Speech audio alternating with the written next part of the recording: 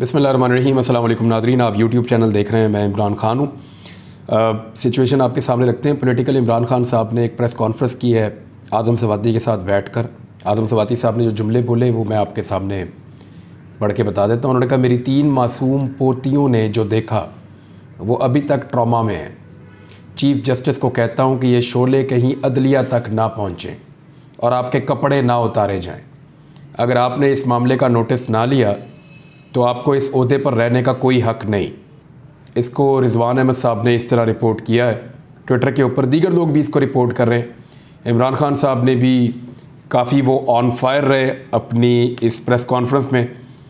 उन्होंने कहा कि आज़ादी इज़हार राय पाकिस्तान में नहीं है, जो शख्स भी बात करता है उसको उठा लिया जाता है। वैसे ही एक फ़ाशिस्ट रिजीम तो चल रहा है और इसकी एक मिसाल हमने साले मोहम्मद की तस्वीर में देखी। साले मोहम्मद खैबर पख्तूनख्वा से पाकिस्तान तहरीक इंसाफ के MNA हैं और साले मोहम्मद की आपने कल गिरफ़्तारी भी होते हुए देखी थी। ये एहतजाज करने आए थे इलेक्शन कमीशन के बाहर कि इमरान खान साहब के ख़िलाफ़ फ़ैसला दिया जा रहा है। वहाँ पे पुलिस को कहीं से अहकामात मिले कि आपने साले मोहम्मद को गिरफ़्तार करना है और फिर पुलिस इनको ढूंढती फिर रही थी नाम ले लेकर। उसके बाद जैसे ही पुलिस ने इनको आइडेंटिफाई किया तो फिर साले मोहम्मद को ज़बरदस्ती गिरफ़्तार किया गया और इनको गिरफ़्तार करके गाड़ी में डालकर पुलिस ले गई और काफ़ी इनके साथ धक्कम पेल भी की थी। उसके बाद साले मोहम्मद की ये तस्वीर आई है, ज़रा इस तस्वीर को आप गौर से देखिए। ये खैबर पख्तूनख्वा का मेंबर कौमी असम्बली है और किस तरह इसको मुजरिमों की तरह खड़ा किया हुआ है। यानी आपने कुलभूषण यादव की तस्वीर आपको याद होगी, वीडियो, वो काफ़ी हशाश बशाश था, उसके हाथ में चाय का प्याला भी था और वो ये कह रहा था कि द टी इज़ फैंटास्टिक। वो था अभिनंदन था। फिर आपने कुलभूषण यादव की भी वीडियो देखी है। कुलभूषण यादव को भी कभी इस तरह खड़ा करके इस तरह की तस्वीर उसकी नहीं बनाई गई। अभिनंदन की भी कभी इस तरह खड़ा करके ऐसी तस्वीर नहीं बनाई गई। बल्कि जो लोग रियासत से लड़ते रहे तहरीक तालिबान पाकिस्तान के लोग, एहसानुल्लाह एहसान की भी आपको ऐसी कोई तस्वीर या वीडियो दिखाई नहीं देगी। जिन लोगों ने APS किया और APS के हमले के बाद उन लोगों की भी कोई आपको ऐसी तस्वीर या वीडियो दिखाई नहीं देगी। लेकिन ये मेंबर कौमी असम्बली है, इसको किस तरह तज़हीक आमेज़ अंदाज में खड़ा कर कर दिखाया जा रहा है और इस पे इंसानी हुकूक के सारे अलंबरदार चुप बैठे हैं। नवाज शरीफ का एक बेटा था हुसैन नवाज, जब उसकी एक टेबल कुर्सी के साथ बैठे हुए, साथ में टिशू पड़ा हुआ है, पानी पड़ा हुआ है, उसकी एक फ़ोटो लीक हो गई थी, बल्कि लीक कर दी गई थी, तो उसके ऊपर भिखारियों ने नाच नाच के घुंघरू तोड़ लिए थे और इतनी ऊंची ऊंची छलांगें मारी थी कि बंदरों को ख़तरा पड़ गया था कि ये हमारा स्टेटस ही ना ले लें कहीं, कि पता नहीं कौन सा जुल्म अजीम हो गया है। आज वो सारे भी आपको छलांगे मारने वाले जो हैं वो नज़र नहीं आ रहे। यानी ये तो मेंबर कौमी असम्बली है, इसकी इज़्ज़त तो हुसैन नवाज से बहुत ज़्यादा है। हुसैन नवाज तो एक गैर मुल्की है और एक ऐसा आदमी है जो पाकिस्तान को ओन ही नहीं करता। उससे जब सवाल पूछा जाता है तो वो कहता है जी कि मैं तो जवाब नहीं दे रहा, इसलिए नहीं दे रहा कि मैं पाकिस्तान का शहरी नहीं हूँ। तो वो पाकिस्तान को कुछ नहीं समझता और पाकिस्तानी जो दानिश्वर हैं भिखारी, वो उसको क्या समझते हैं उसका आपने फिर प्रोटेस्ट बाद में देखा और छलांगे आपने देखी भिखारी दानिश्वरों की। लेकिन अब भिखारी दानिश्वर इसके ऊपर बात करने को तैयार नहीं है। जो साले मोहम्मद के साथ हुआ है ये एक जुल्म है, ये एक ज़्यादती है। ना वहाँ से अब कोई सहाफ़ी बोलेगा, ना कोई इंसानी हुकूक का लंबरदार बोलेगा, बल्कि तमाम भिखारी दानिश्वर मुंह पे उंगली रख के चुप करके बैठे रहेंगे। खैबर पख्तूनख्वा के साथ सिर्फ ये ज़्यादती नहीं हुई, बल्कि खैबर पख्तूनख्वा में से जिन पुलिस वालों को गिरफ़्तार किया गया, गिरफ़्तार होने के बाद यानी जब उन्होंने गिरफ़्तारी दे दी, जब वो पुलिस के साथ जा रहे थे तो उनके मुँह के ऊपर मुक्के बरसाए गए और बाद में उसकी वीडियो वायरल की गई जानबूझकर और वो वीडियो फिर पूरे सोशल मीडिया के ऊपर वायरल हुई भी और वो मौजूद भी हैं। तो वहाँ पता चलता है कि किस तरह से खैबर पख्तूनख्वा की पुलिस को इस्लामाबाद की पुलिस से तशद्दुद का निशाना बनवाया गया। ये चीज़ें पाकिस्तान को जोड़ने वाली नहीं हैं, पाकिस्तान को तकसीम करने वाली हैं। यानी जो आप दुश्मन मुल्क के लोगों को भी पकड़ते हैं तो उनके साथ आप हुस्न सलूक की मिसालें पेश कर रहे होते हैं पूरी दुनिया के सामने कि हम बड़े अच्छे लोग हैं। लेकिन पाकिस्तान के अंदर से जब रुकन असम्बली को पकड़ते हैं, कभी आपने राना सनाउल्लाह की, मरीम नवाज़ की, नवाज शरीफ की, इसहाक डार की, शहबाज शरीफ की, हमजा शहबाज की, आसिफ अली जरदारी की, बिलावल की, बिलावल के रिश्तेदारों की, आपने किसी की ऐसी फ़ोटो नहीं देखी होगी। हालांकि उनके जुर्म किस तरह के थे ये आपको पता है। उन्होंने मुल्क और कौम को लूटा हुआ था, इनमें से बेशतर लोगों ने, और लूट कर पैसा मनी लॉन्डर करके पाकिस्तान से बाहर पहुंचाया हुआ था। यही काम ये कई दहाइयों से कर रहे हैं। और यहाँ एक आदमी ऐसा है जो एहतजाज करने आया था और उसकी कैसी तज़हीक की गई है ये तस्वीर आपको क्लियर कर देगी। इमरान खान साहब ने चैलेंज कर दिया अपनी नाअहली को और इस्लामाबाद हाई कोर्ट में किया है, लेकिन वहाँ पर रजिस्ट्रार ने एक एतराज़ लगाया। उन्होंने कहा जी कागजात मुकम्मल हो जाएँ, रजिस्टर्ड कॉपी आ जाए। अभी तक तो तफसीली फ़ैसला ही जारी नहीं किया। इलेक्शन कमीशन ऑफ पाकिस्तान ने तफसीली फ़ैसला अभी जब मैं वीडियो रिकॉर्ड कर रहा हूँ अभी तक जारी नहीं किया, और ये एक अजीबोगरीब चीज़ है।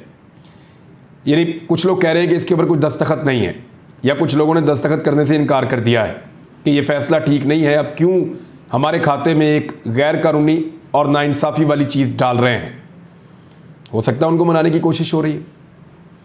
दूसरा, कुछ लोगों का ये मानना है कि फ़ैसले के अंदर तब्दीली की जा रही है और फ़ैसले को तब्दील करके ये कोशिश की जाएगी कि उसको ऐसा बना दिया जाए कि इमरान खान साहब के लिए मुश्किलात बढ़ जाएं, और हाई कोर्ट के अंदर जब ये केस जाए तो वहाँ पे इस केस को लटकाया जा सके। यानी फवाद चौधरी साहब ने कहा कि इलेक्शन कमीशन के बाद अगर फ़ैसले की कॉपी नहीं थी तो फिर उन्होंने फ़ैसला सुनाया कैसे सुनाया गया फ़ैसला? ये एक बड़ा अहम सवाल है। और उन्होंने कहा इमरान खान के ख़िलाफ़ फ़ैसले में हुकूमत की पसंदीदा चीज़ें शामिल की जा रही हैं। गुज़िश्ता रोज़ का फ़ैसला 22 करोड़ लोगों के मुंह पर तमाचा था। आसिफ जरदारी और नवाज शरीफ का तोशाखाना केस 10 साल से ज़ेरे इल्तवा है, जबकि 1100 अरब रुपए के केसेस ख़त्म हो रहे हैं। इसलिए लॉन्ग मार्च और इनकलाब की तरफ जाना पड़ेगा। PTI रहनुमा ने कहा कि इमरान खान को माइनस नहीं किया जा सकता और अब इमरान अवाम के पास बाहर निकलने के अलावा और कोई रास्ता नहीं है। असद उमर साहब ने भी एक खदशे का इजहार किया कि इमरान खान नाअहली के तहरीरी फ़ैसले में जो ताख़ीर हो रही है, क्या खिचड़ी पकड़ी है? ये असद उमर साहब ने एक सवाल उठाया है, क्योंकि फ़ैसले में ताख़ीर बिला वजह तो हो नहीं सकती। फ़ैसला जब आपने लिखा है तभी तो आपने फ़ैसला सुनाया, और अगर आपने फ़ैसला सुनाया तो फिर आपको तहरीरी तौर पर फ़ैसला जारी कर देना चाहिए। फ़ैसला जारी ना करने का मतलब ये है कि फ़ैसले के अंदर अभी भी कोई ना कोई गड़बड़ की जा रही है। इस किस्म के खदशात का इजहार किया जा रहा है। नंबर एक तो ये चीज़ हो गई। अब साथ ही साथ इमरान खान साहब ने ना सिर्फ बड़ी मजम्मत की है आदम सवाती वाले मामले की और जो फाशिस्ट हथकंडे अपनाई जा रहे हैं उन हथकंडों की, बल्कि साथ ही साथ इमरान खान साहब ने अनाउंस कर दिया है लॉन्ग मार्च के बारे में। ज़्यादा जो इम्कानात आ रहे हैं वो ये है कि जुमे वाले दिन इमरान खान साहब लॉन्ग मार्च की अनाउंसमेंट करेंगे, और इसी महीने में यानी 1-2 दिन के अंदर अंदर इमरान खान साहब हो सकता है एतवार को या उसके बाद अगले हफ्ते के लिए इमरान खान साहब पब्लिक को बुला लेंगे इस्लामाबाद में। ये जो लॉन्ग मार्च है इसमें भी एक बहुत बड़ा सरप्राइज़ है, ना सिर्फ इम्पोर्टेड हुकूमत के लिए बल्कि उनके सहूलतकारों के लिए। मेरे पास ये खबर मौजूद है, लेकिन मैंने अभी वादा किया कि ये चीज़ अभी मैं डिस्क्लोज़ नहीं कर रहा, लेकिन मुझे इतना पता है कि लॉन्ग मार्च कैसे होगा, किस तरीके से होगा, हुकूमत को किस किस्म का सरप्राइज़ मिलेगा और उस सरप्राइज़ के बाद क्या होगा। यानी जो लोग उम्मीदें लगाकर बैठे हुए हैं उनकी उम्मीदों पर पानी फिरने वाला है। इमरान खान साहब दोबारा एक ऐसा सियासी पैंतरा खेलेंगे कि जिससे सब हिलकर रह जाएंगे कि ये इमरान खान साहब ने एक मरतबा फिर क्या कर दिया है। दूसरी जानिब जो लोग अपना उल्लू सीधा करना चाहते हैं लॉन्ग मार्च के ज़रिए से कि लॉन्ग मार्च होगा, लड़ाइयाँ होंगी, पाकिस्तान के लैंडस्केप के ऊपर एक झगड़े जैसी कैफियत बन जाएगी, को बंदे मर जाएंगे तो हम कोई अपना उल्लू सीधा कर लेंगे, तो वो लोग भी कुछ नहीं कर पाएंगे।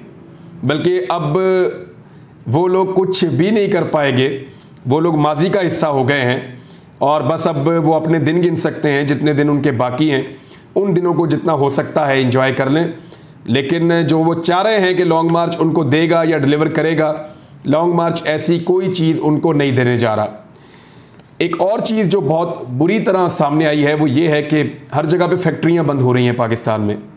फैसलाबाद में जो पावर लूम्स हैं और जो इंडस्ट्री फैसलाबाद के अंदर है टेक्सटाइल की, उसका कुछ लोग ये क्लेम कर रहे हैं कि 70 से 80% तक बंद हो गया है और कॉस्ट इतनी ज़्यादा बढ़ा दी गई है एनर्जी की और जिस किस्म की सूरत हाल पैदा कर दी गई है, रॉ मटेरियल की अवेलेबिलिटी नहीं है, एलसीज़ पेंड कर दी गई हैं।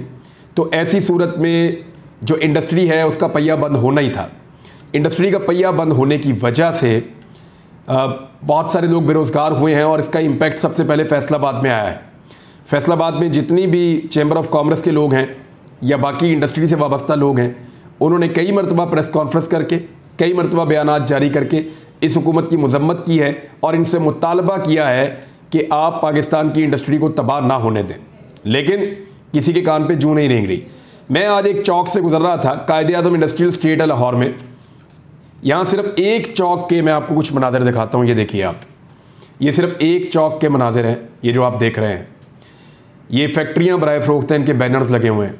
फैक्ट्रियाँ, गोदाम ये किराए के ऊपर खाली हो रही हैं, ये बराए फ़रोख्त हैं। ऐसे बैनर्स मैंने कभी भी यहाँ पे लगे हुए नहीं देखे। लोगों को गुज़िश्ता महीने तक उम्मीद बाकी थी कि शायद पाकिस्तान में इंतखाबात हो जाएंगे और उसके बाद पाकिस्तान वापस सही ट्रैक पे आ जाएगा। अब इस वक्त सूरत हाल ये है कि लोग अपनी फैक्ट्रियाँ बेचकर पाकिस्तान से जाना चाहते हैं। लोग पाकिस्तान से पैसा निकाल कर बाहर ले जाना चाह रहे हैं।